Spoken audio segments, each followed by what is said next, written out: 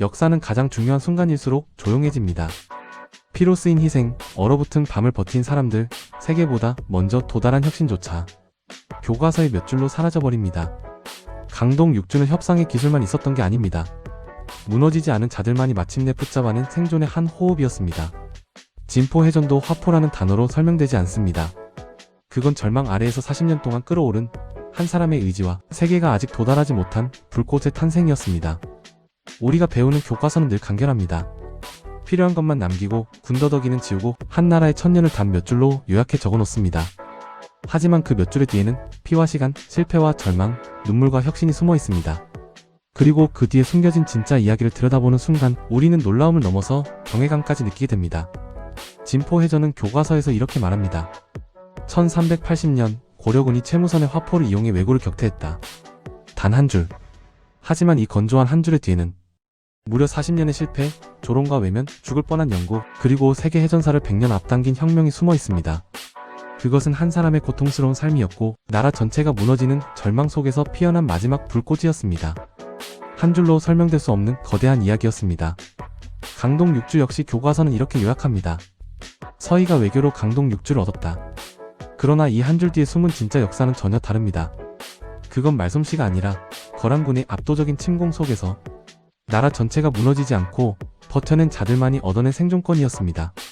북방 성곽은 끝까지 무너지지 않았고 겨울 바람 속에서 병사들은 혹한을 견디며 자리를 지켰고 거란군은 산악지형에 발목 잡히고 보급은 끊어지고 내부에서는 철군을 요구하는 목소리가 터져나왔습니다. 서희의 단판은 그 모든 버팀 위에서 비로소 가능했던 것이었습니다. 그건 전쟁 없는 영토 확장이 아니라 버티고 또 버틴 자들에게 주어진 단 하나의 숨통이었습니다. 교과서의 한 줄 뒤에 숨겨진 전체 서사를 복원해 보려 합니다. 서희의 외교 단판, 강동 6주, 버틴 자만이 협상한다. 거란이 고려를 침공한 이유는 단순하지 않았습니다. 그들은 송을 공격하기 위해 반드시 등 뒤에 고려를 눌러야 했습니다. 고려가 손과 손잡고 뒤에서 공격해오면 전쟁 전체가 무너지는 구조였기 때문입니다. 그래서 993년 거란은 고려를 향해 칼날을 들었습니다. 하지만 거란이 예상하지 못한 일이 일어납니다. 고려가 무너지지 않았습니다. 그들의 기병은 빠르고 강력했지만 산악과 하천으로 이루어진 고려의 북방은 그들에게 최악의 전장이었습니다. 성곽 하나도 완전히 무너지지 않았고 병사들은 밤새 눈을 맞으며 자리를 지켰고 지구전으로 이어지자 거란의 보급이 먼저 흔들리기 시작했습니다. 거란 내부에서는 철군해야 한다는 목소리가 나왔습니다. 기병 중심 국가인 거란은 장기전에 취약했습니다. 눈보라가 몰아치자 말은 지쳐갔고 전쟁이 길어질수록 송이 뒤에서 공격할 위험은 커졌습니다. 전쟁은 더 이상 군사 충돌이 아니라 그 자체가 시간과 버티기의 싸움이 되어갔습니다. 그리고 바로 이때 서희가 등장합니다. 많은 이들은 서희의 단판을 말솜씨의 승리라고 말합니다. 하지만 진실은 그보다 훨씬 더 다층적입니다. 서희가 단판에 나설 수 있었던 이유는 고려군이 무너지지 않았기 때문입니다. 전쟁은 이미 고려에게 불리하지 않았고 거란은 장기전을 견딜 자신이 없었고 상황은 이미 협상 테이블을 고려 쪽으로 끌어당기고 있었습니다. 서희는 그 결정적인 흐름을 잇고 단판에서 이렇게 말합니다. 우리는 송의 속국이 아니다. 당신들이 말하는 고구려의 옛 땅은 우리의 정통이다. 이 전쟁을 길게 끌면 손해를 보는 쪽은 고려가 아니라 바로 당신들이다. 이 말은 기싸움이 아니라 거란이 이미 알고 있던 현실을 정확히 찔러버린 것입니다. 그리하여 탄생한 강동 6주. 이것은 협상으로 얻은 영토가 아니라 겨울의 바람 속에서 흔들림 없이 버텨낸 자들에게 주어진 생존권이었습니다. 이 승부가 없었다면 고려는 북방에서 한 걸음도 나아갈 수 없었고 오늘의 한반도 지도는 전혀 다른 모습이 되었을 것입니다. 진포해전 세계 해전사를 100년 앞당긴 남자. 진포해전도 교과서에서는 단 한 줄입니다. 채무선이 화포로 왜구를 격퇴했다.